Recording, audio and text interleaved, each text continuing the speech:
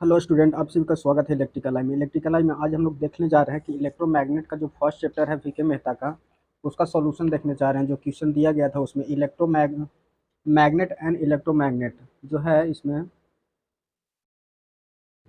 Magnet and electromagnet का जो VK Mehta का क्वेश्चन हम लोग देखने जा रहे हैं, और उसका टोटल जो है लगभग कि 100 क्वेश्चन के आसपास है। 135 क्वेश्चन है।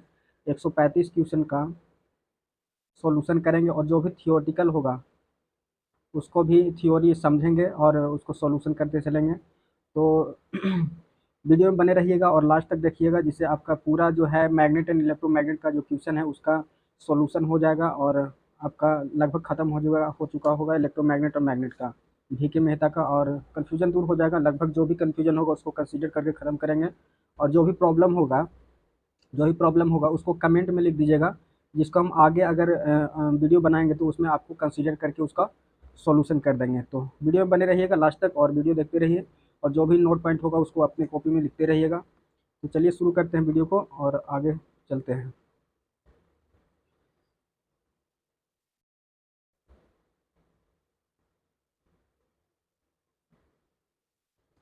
तो देखिएगा, एक क्वेश्चन क्वेश्चन नंबर 1 में बोल रहा है कि when a magnet is heat, magnet को हीट करेंगे, कोई भी मैग्नेट है उसको हीट करेंगे इधर से, तो क्या होगा? तो ये लॉस करेगा मैग्नेटिज्म को। जो मैग्नेट होगा, नॉर्थ साउथ पोल होगा, उसमें जो मैग्नेटिज्म होगा वो लॉस करेगा, यानी कि ऑप्शन नंबर 2 सही हो जाएगा। क्वेश्चन नंबर आगे देखते हैं, क्वेश्चन नंबर 2 का, the magnetic material use in the permanent magnet, magnetic material use करते हैं परमानेंट मैग्नेट, किसका यूज करते हैं? तो हार्ड स्टील का यूज करते हैं। मैग्नेटिक मतलब परमानेंट मैग्नेट बनाने के लिए किसका यूज करते हैं? तो हार्ड स्टील का यूज किया जाता है। और इलेक्ट्रोमैग्नेट बनाने में ये किसका यूज किया जाता है? सॉफ्ट आयरन का यूज किया जाता है। तो ये पूछते रहता है, ऑब्जेक्टिव ही ज़्यादा मैग्नेटिज्म पूछता है, तो ऑब्जेक्टिव को ध्यान में रखते हुए चलेंगे। क्वेश्चन नंबर तीसरा में बोल रहा है, the magnetic material use for the temporary magnet, temporary magnet में किस होता है बताएं कि सॉफ्ट सॉफ्ट आयरन को बनाया जाता है टेम्परेरी मैग्नेट को बनाने के लिए। क्वेश्चन नंबर आगे देखते हैं, क्वेश्चन नंबर 3 हो गया। क्वेश्चन नंबर 4 में बोल रहा है, क्वेश्चन नंबर 4 बोल रहा है कि the magnetic flux density, magnetic flux density क्या है? तो ये vector quantity. Magnetic flux density कहने का मतलब, मैग्नेटिक फ्लक्स देखिए यहाँ पे है नॉर्थ पोल, ये साउथ पोल है, यहाँ से ऐसे निकलता है, तो मैग्नीट्यूड है कि ये एक वेबर का फ्लक्स निकल रहा है, यहाँ पर एक वेबर का फ्लक्स तो निकल रहा है, लेकिन डायरेक्शन होता है कि नॉर्थ पोल से निकलकर साउथ पर जाता है, तो इसलिए क्या होता है? ये वेक्टर क्वांटिटी हो जाता है। आगे क्वेश्चन नंबर देखेंगे 5 में। क्वेश्चन नंबर 5 बोल रहा है, the relative permittivity of the ferromagnetic material is एक 10,000, इट एब्सोल्यूट परमिटिविटी क्या होगा? क्वेश्चन नंबर 5 में देखेंगे। क्वेश्चन नंबर 5 बोल रहा है कि, क्वेश्चन नंबर 5 बोल रहा है, the relative permittivity of the ferromagnetic material कितना है? म्यू आर दिया गया है, म्यू आर का मान 1,000 दिया गया है, और एब्सोल्यूट परमिटिविटी का मान पूछ रहा है, म्यू का मान पूछ रहा है, म्यू का मान पूछ रहा है क्या होगा? तो म्यू का मान हम लोग निकाल लेंगे यहाँ से। देखिए पुट करते हैं, म्यू बराबर एक फार्मूला होता है mu naught into mu r होता है यहाँ पे। तो यहाँ पे अगर पुट करते हैं, देखिए यहाँ पे देखिएगा कि म्यू आर है जो रिलेटिव परमिटिविटी दिया गया है 1,000, और म्यू नोट का मान होता है, म्यू नोट बराबर 4 पाई गुना 10 के पावर 7 होता है, -7 होता है। तो इसको पुट करेंगे तो आ जाएगा। यहाँ पे देखिए पुट करते हैं, म्यू नोट का मान 4 पाई गुने 10 के पावर -7 उल्टा कितना है? 1 2 3 जीरो है ना। 1,000 है, 1,000 नहीं 10,000 दिया गया, एक जीरो छूटा हुआ है, तो इसको काटेंगे तो कितना है? 4 जीरो से 60 कटेगा तो लगभग 3 बच जाएगा, यानी कि 4 पाई गुना 10 के पावर 4 कट गया तो -3 बचेगा, यानी कि ऑप्शन नंबर कितना आ जा रहा है?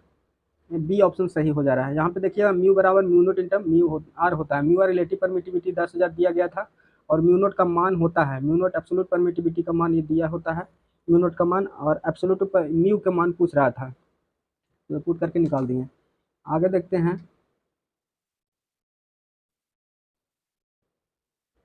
क्वेश्चन नंबर 6 में क्या बोल रहा है? क्वेश्चन नंबर 6 बोल रहा है, the main advantage of the temporary magnet is that, temporary magnet का क्या एडवांटेज होता है? The change the magnetic flux, flux जो होता है चेंज करता है। कहने का मतलब है कि जैसे कि ये सॉफ्ट आयरन है, जैसे कि यहाँ पे ये soft iron north pole south पर अगर इस पर बाइंडिंग करते हैं इस तरह से, इधर से बाइंडिंग कर देते हैं, इधर देते हैं, तो ये जो है करंट यहाँ से अंदर जाता है बाहर जाता है, तो इसमें क्या होता है? यहाँ से फ्लक्स निकल के ऐसे जनरेट होता है, देखिएगा यहाँ से ऐसे फ्लक्स जनरेट होता है और इस तरह से निकलता है और जाता है। तो यहाँ पे क्या होता है, जब साइनसॉइडल वोल्टेज यहाँ पर देते हैं तो एक बार साइनसॉइड प्लस ये वाला होता है तो एक तरफ से इस तरह से इधर जाता है, और जैसे ही एक बार ये प्लस हो जाता है तो ये यहाँ से निकल के ऐसे जाता है, यानी कि बोथ डायरेक्शन में होता है। तो यहाँ पर यही ऑप्शन कह रहा था कि क्या एडवांटेज है सॉफ्ट आयरन पर जो बनाने का। सॉफ्ट आयरन में क्या होता है, change the flux magnetic field, magnetic field क्या चेंज करते रहता है एनी टाइम। क्वेश्चन नंबर 6 हो गया। क्वेश्चन नंबर 7 देखते हैं। क्वेश्चन नंबर 7 देखते हैं, 6 खत्म हो चुका है। क्वेश्चन नंबर आगे देखते हैं 7।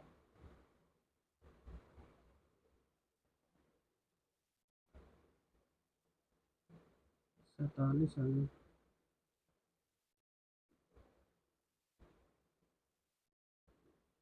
क्वेश्चन नंबर 7 देखते हैं कि कह रहा है कि 1 वेबर इक्वल टू कितना होता है, एक वेबर में 10 के पावर 8 लाइन होता है। एक वेबर जो होता है, जिसमें मान लीजिए कि यहाँ से एक फ्लक्स निकला, एक वेबर उसको बोलेंगे, मतलब कि 10 के पावर ऐसे ऐसे 8 लाइन मतलब कि निकलेगा तो उसको एक वेबर कहते हैं। मतलब कि ऐसे ऐसे 10 के पावर 8 लाइन निकलेगा तो उसको मिला करके एक वेबर कहा जाता है। तो यही बोला है कि 1 वेबर इक्वल टू क्या होता है, 10 के पावर 8 लाइन होता है। क्वेश्चन नंबर 8 में बोल रहा है मैग्नेटिक फ्लक्स इंटेंसिटी क्या होता है, ये भी वेक्टर क्वांटिटी होता है।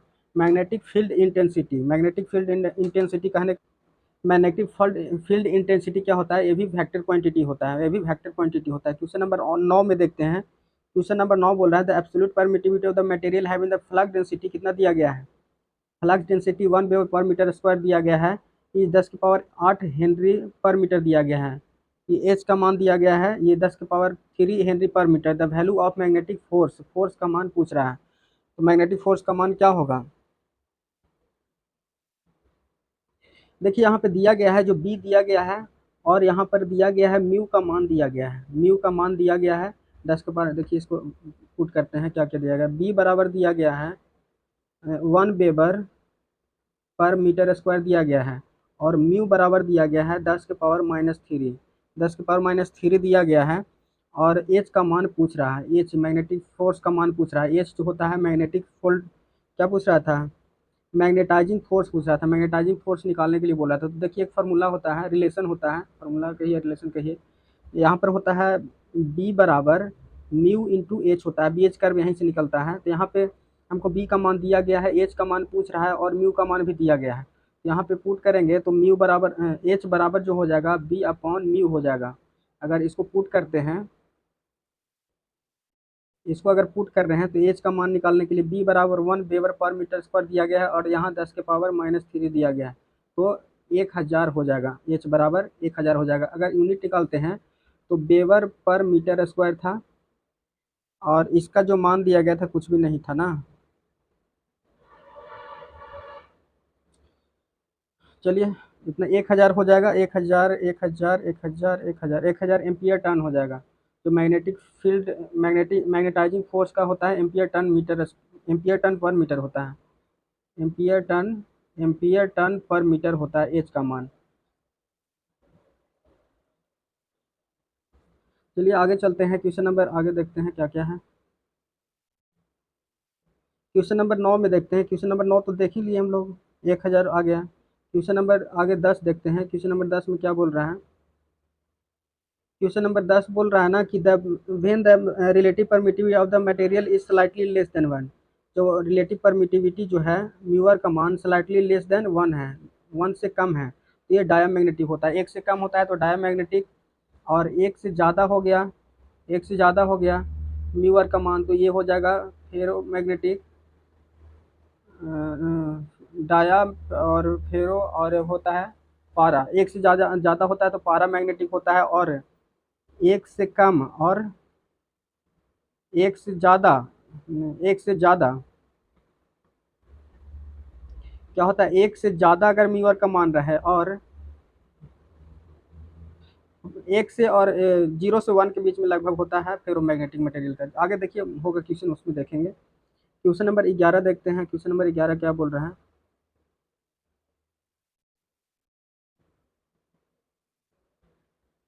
क्वेश्चन नंबर 11 में बोल रहा है the greatest percentage of the substance are, the greater percentage of substance are किस चीज़ का बना होता है। तो इसको थोड़ा बड़ा करते हैं, दिख नहीं रहा है।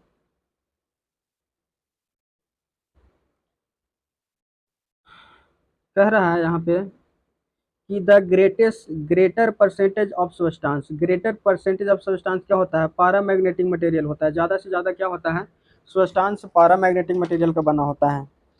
क्वेश्चन नंबर 11 हो गया। क्वेश्चन नंबर 11 का ऑप्शन नंबर 2 तो सही है, पैरामैग्नेटिक होता है, ज़्यादा जो सब्सटेंस होता है। क्वेश्चन नंबर 12 में देखते हैं कि when the relative permittivity of the material is much greater than 1, much greater than 1 अगर हो जाता है, एक से ज़्यादा हो जाता है तो ये फेरोमैग्नेटिक मटेरियल हो जाता है।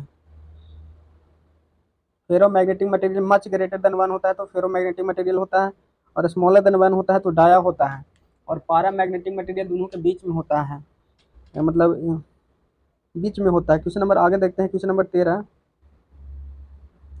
क्वेश्चन नंबर 13 देखिएगा, इसमें क्वेश्चन नंबर जो 13 है, क्वेश्चन नंबर 13 में बोल रहा है कि जो मैग्नेटिक फ्लक्स डेंसिटी है जो एयर में दिया गया है कितना है, 10⁻⁻2 वेबर पर मीटर स्क्वायर दिया गया है, और म्यू आर जो है, म्यू आयरन में जो दिया गया है जो 100 है, 100 इंसर्टेड करता है, तो जो मैग्नेटिक फ्लक्स डेंसिटी है आयरन में पूछ रहा है कि क्या होगा। देखिए यहाँ पे क्या है, एयर में मैग्नेटिक फ्लक्स डेंसिटी दिया गया है, आयरन में आयरन का रिलेटिव परमिटिविटी दिया गया है, तो आयरन में मैग्नेटिक फ्लक्स डेंसिटी क्या होगा।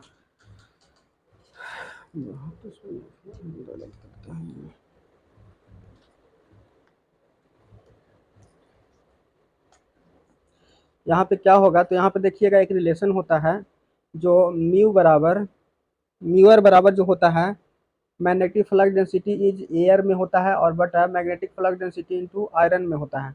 तो यहाँ पे पुट कर देंगे तो ऑप्शन आंसर आ जाएगा। तो यहाँ पे देखिए पुट करते हैं, इसका मान हमको निकालना है, तो बी आयरन निकालना है, तो बी एयर बटा B air upon mu r हो जाएगा। यहाँ पे पुट करते हैं तो क्या आ जाएगा, जो दिया गया है म्यू आर का मान जो एयर में दिया गया है कितना है, एयर में दिया गया है जो यहाँ पे कितना दिया गया है, ढका हुआ है, यहाँ पे कर देते हैं इसको, 10⁻2 है, तो यहाँ 10⁻−2 अपॉन जो 1,100 दिया गया है, तो यहाँ से अगर पुट करते हैं तो कितना आ जाएगा, 10⁻−2 है और ऊपर जाएगा तो 10⁻−4 हो जाएगा। क्वेश्चन नंबर 13 का ऑप्शन नंबर कितना सही है, क्वेश्चन नंबर 4 13 का ऑप्शन नंबर 1 सही हो जाएगा, कहीं गलत हो रहा है। देखिएगा रिलेशन में थोड़ा सा गड़बड़ हो गया, रिलेशन को देखते हैं, यहाँ पे थोड़ा सा गलत हो गया तो इसको देखते हैं, फिर से लिख देते हैं। जो म्यू आर बराबर जो होता है, फार्मूला होता है म्यू ऑफ आर बराबर जो होता है, म्यू ऑफ आर बराबर होता है जो बी हो जाता है आयरन में, iron upon B of air में होता है, यही गलत हो गया था, ऊपर नीचे हो गया था थोड़ा सा। तो यहाँ पे हमको निकालना है आयरन में, तो बी आयरन बराबर फार्मूला हो जाएगा mu r into B air हो जाएगा, इसमें पुट कर देंगे तो आ जाएगा। तो देखिए यहाँ पे क्या है, पुट करते हैं, म्यू आर का मान 100 दिया गया था और इसका मान 10⁻−2 दिया गया था, तो ये से ये कट जाएगा, एक वेबर पर मीटर स्क्वायर हो जाएगा, ऑप्शन नंबर डी सही हो जाएगा। देखिएगा एक वेबर पर मीटर स्क्वायर हो जाएगा, एक weber per metre square. Question number 13 हो गया। क्वेश्चन नंबर 14 में देखते हैं क्या दिया गया है।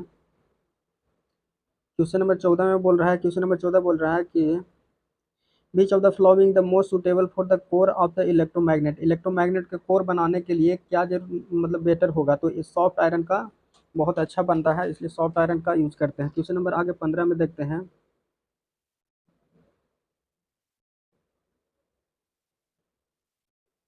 क्वेश्चन नंबर 15 का ऑप्शन पढ़ लेते हैं। The source of magnetic field क्या है, the source of magnetic field is क्या है, एन आइसोलेटेड मैग्नेटिक पोल है, स्टैटिक स्टैटिक एनर्जी चार्ज है।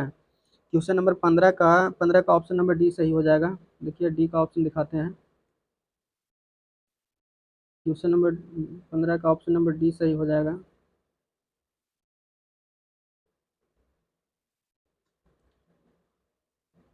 तो करंट लूप होता है, इसका ऑप्शन नंबर हो जाएगा। क्वेश्चन नंबर 16 में देखते हैं। क्वेश्चन नंबर 16 है the magnetic needle is kept in the uniform magnetic field it express, जो नीडल जिसको बोलते हैं मैग्नेटिक नीडल होता है, ये नॉर्थ होता है, यहाँ पे साउथ होता है, मैग्नेटिक नीडल इसी को बोलते हैं। The magnetic needle is kept in the uniform magnetic field, uniform magnetic field बनाता है, यूनिफॉर्म मैग्नेटिक फील्ड बनाता है। इट एक्सप्रेस क्या करेगा, ई torque but not force, torque रहेगा लेकिन फोर्स जनरेट नहीं करेगा। टॉर्क करने का मतलब हमेशा नॉर्थ साउथ के रूप में ही अगर ये रुकता है तो ये टॉर्क तो लगा रहा है लेकिन कोई फोर्स नहीं लगा रहा है, बस टॉर्क लगा रहा है कि जहाँ पे भी ले जाइएगा तो हमेशा नॉर्थ साउथ के ऊपर चला जाएगा।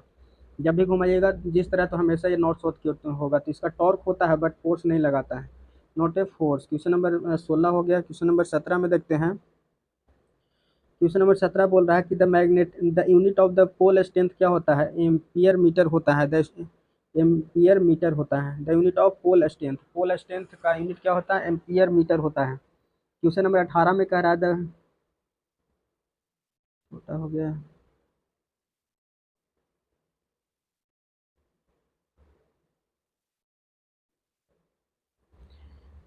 क्वेश्चन नंबर 18 कह रहा है the relative permittivity of the metal is slightly more than one it is called, तो उसको पारामैग्नेटिक बोलते हैं।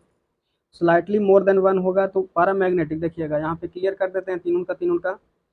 तो स्लाइटली लेस देन वन होगा, स्लाइटली लेस देन वन होगा, तो लेस देन वन होगा तो ये क्या होगा, डायामैग्नेटिक होगा। और स्लाइटली क्या यार, स्लाइटली ग्रेटर देन वन होगा, स्लाइटली ग्रेटर देन वन होगा, स्लाइटली ग्रेटर देन वन होगा तो ये पारामैग्नेटिक होगा। लेकिन ग्रेटर देन वन होगा तो ये होगा फेरोमैग्नेटिक, फेरोमैग्नेटिक हो जाता है। ग्रेटर देन वन हो जाएगा तो फेरोमैग्नेटिक मटेरियल। तो यहीं पे कह रहा है material slightly more than one होगा तो पारामैग्नेटिक हो जाता है। क्वेश्चन नंबर 18 हो गया। 19 का बोल रहा है। क्वेश्चन नंबर 19 बोल रहा है कि ampere turn metre is unit of the magnetising force का होता है। एम्पियर टन मीटर जो होता है मैग्नेटाइजिंग फोर्स का यूनिट होता है। एम्पियर टन पर मीटर होता है, तो ये जो एच होता है उसका यूनिट होता है। क्वेश्चन नंबर 20 में देखिए क्या कह रहा है, a magnetic needle is kept in uniform magnetic field, it express force and A torque. Question number क्या बोल रहा है 20 में,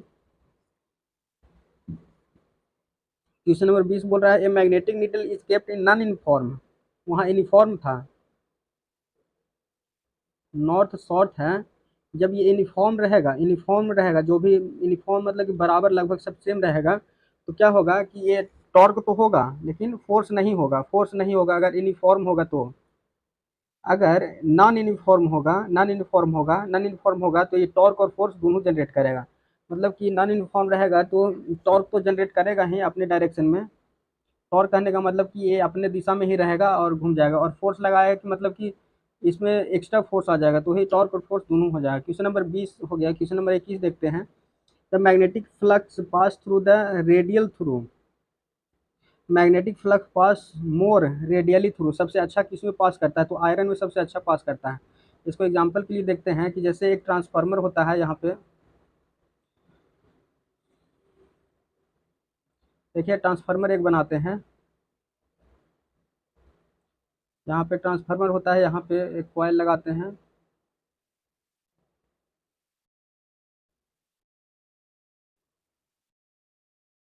ये प्राइमरी करंट N1 हो जाएगा, ये N2 हो जाएगा। तो ये सॉफ्ट आयरन का बनाया हुआ रहता है, आयरन ही होता है, सॉफ्ट आयरन रहता है। तो यहाँ से फ्लक्स जनरेट होता है इस तरह से, यहाँ से फ्लक्स निकलता है और यहाँ से ऐसे ऐसे इस तरह घूमता है। और बेटर दिखाने के लिए कलर चेंज कर देते हैं। तो यहाँ से फ्लक्स जनरेट होता है, इस तरह से ट्रांसफर करता है। तो सबसे अच्छा जो कंडक्टिंग होगा फ्लक्स का वो क्या होगा, आयरन होगा। आयरन का है तो मेटल ही होगा। तो ऑप्शन नंबर क्या हो जाएगा, आयरन हो जाएगा, ये आयरन हो जाएगा। क्वेश्चन नंबर 22 में बोल रहा है if the iron is ferromagnetic, temperature कितना हो, 770 डिग्री सेल्सियस होना चाहिए। Iron is ferromagnetic, 770 degree Celsius से नीचे तक होगा तो फेरोमैग्नेटिक होगा।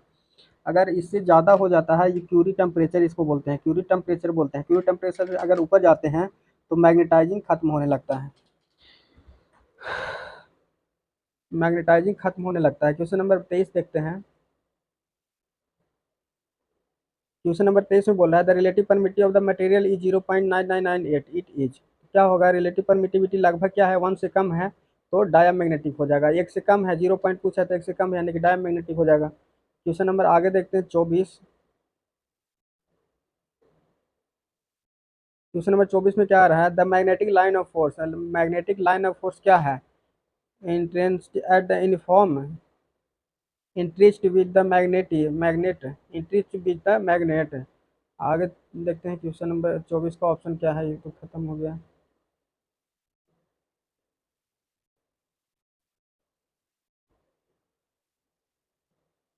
47।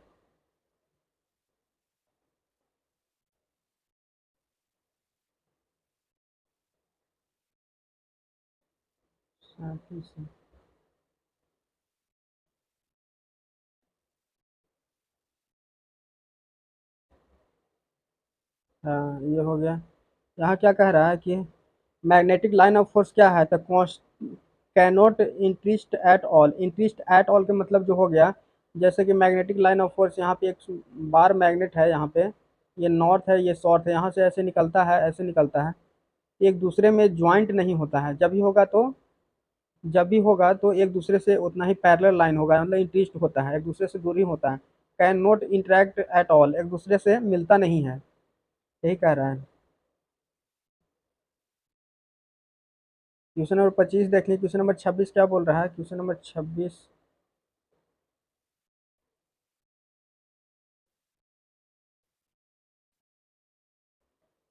क्वेश्चन नंबर 26 को the relative primitive of the iron is of the order of, relative primitive iron का क्या होता है, रिलेटिव परमिटिविटी ऑफ आयरन क्या होता है, तो 10 के पावर 4 होता है।